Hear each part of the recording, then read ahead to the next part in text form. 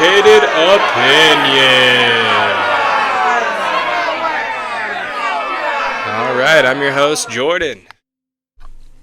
Alright, so I know it's been a little while since I released a video.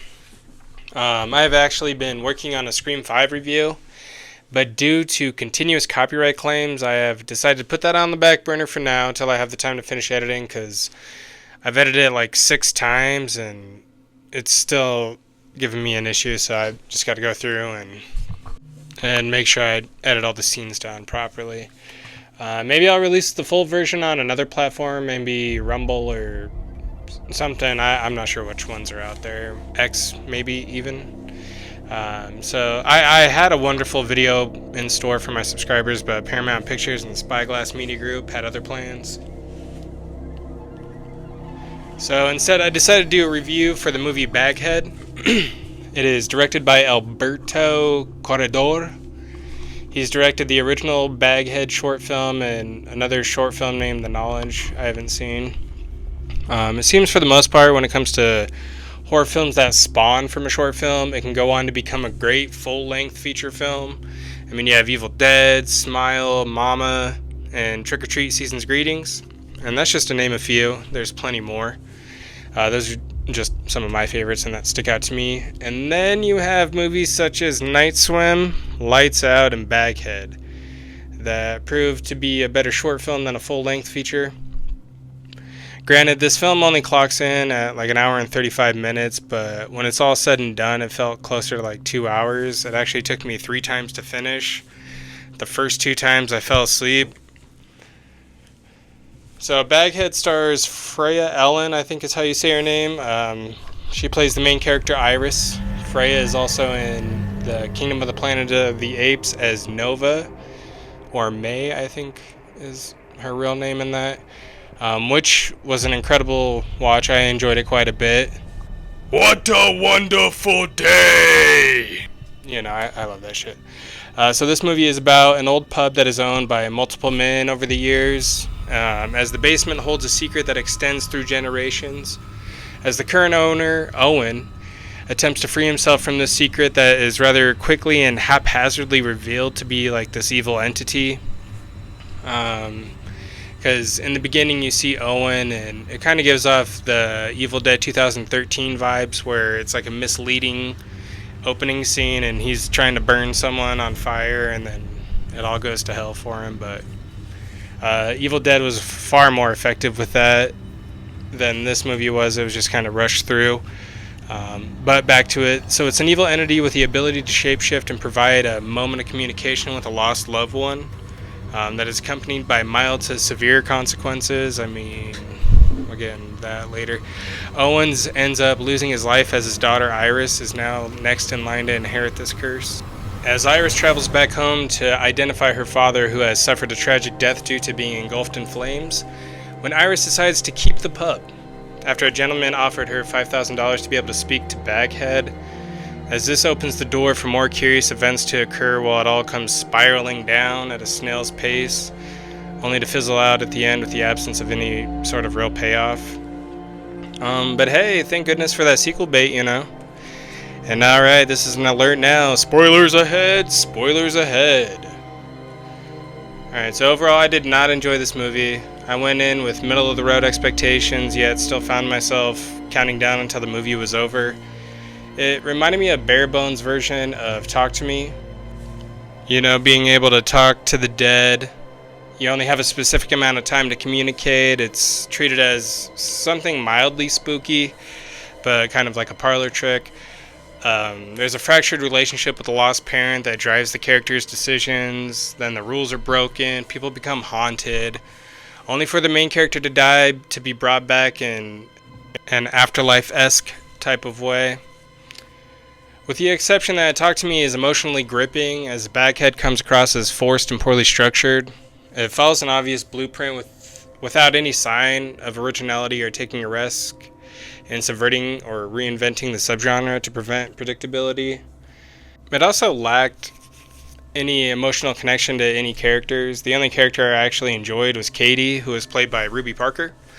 who was then killed in an idiotic way that undermined her intelligence because the entire film, her character was the only character with an ounce of common sense or logic. Anyway, it also lacked any sort of depth or sense of direction. It just came across as a collage of horror tropes, creating something predictable and at the same time forgettable. Everything just happens, and there's a small investigation into the past of the pub and what caused the events of this film to happen, but it is very run of the mill. The information almost presents itself, destroying any sense of payoff with a lackluster investigative experience that treats the audience as incapable of arriving to the conclusion of this film on their own. The cinematography is actually pretty effective, but it begins to deteriorate as you experience increasingly subpar CGI, special effects, and predictable jump scares, with one of the biggest being in the trailer, the jump scare I'm talking about anyway. Not only does this movie not contain an ounce of atmosphere, as the set design is bland and attempts to create a dingy, unsettling environment, only to end up uninteresting, especially when most of the film takes place in this inherited pub. Out of all the tropes, they did not capitalize on the renovation montage. Then you have Talk to Me, which has one of the most memorable montage scenes dripping with creativity and a soundtrack to match, as it just oozes this charisma, and it's one of the most memorable scenes in that movie, and it was always a joy to watch for me. I've seen that movie like 3 times. And it's shot in a living room. And there's glimpses of spooky bits, but it completely complements the film without shattering the tone whatsoever, because from that moment on, the film only gets increasingly like terrorizing to the audience and to the characters. But with Baghead, it lacks a sense of identity and becomes lost amongst similar films. Baghead starts with a middle-of-the-road opening scene that creates a few questions, but the only problem for me is I couldn't care to have any of them answered. The only bit of interest I had was to figure out the origins of Baghead, which is an awful name, by the way. I mean, I forgot what they actually call her, but it's just stupid either way.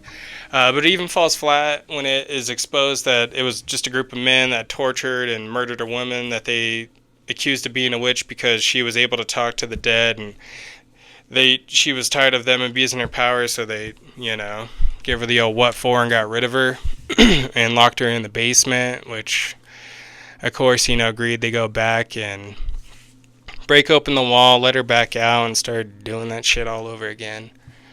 Even with the mid expectations, I felt let down. I should have known from the trailer this movie is going to be as bad as it was, but with an original adjacent idea, I guess I should say, I gave it the benefit of the doubt.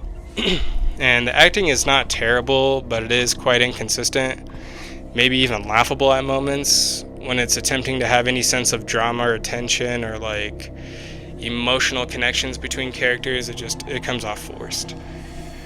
And then Jeremy Irvine, who plays Neil, he was impressive, but becomes redundant and fell into the trope of being a fake victim only to turn evil because his desire for controlling Baghead, or whatever her name is, to interrogate his dead wife because, spoilers, she cheated on him or something, or he thinks, and then he's trying to figure out why she killed herself or how she died or something like that. And then you have Katie, who is my favorite character, but they don't treat her very well.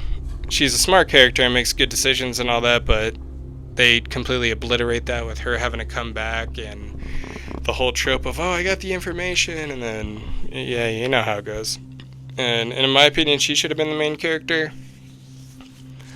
And I will say all the characters do seem to have genuine chemistry of some sort at certain moments in the film, but Iris is inconsistent as a main character. She becomes dull and then slides into that cliche character role, and then she almost fades into the background until interacting with other characters. Then there's this attempt at a deeper story that relies on emotional moments and revelations, but it all falls flat, leaving certain moments to feel forced, giving the opposite experience.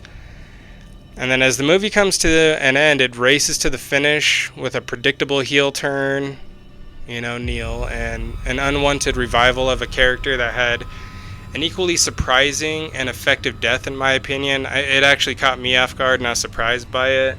But then once I realized what he was doing, I knew where it was headed. Like I said, this film is predictable. It's mind-blowing how predictable it is, but we'll continue. When it's all said and done, it ends with no payoff, followed by sequel bait, except this time I'm not biting. I even added this movie to my anticipated horror list, and it looks like a mo for one.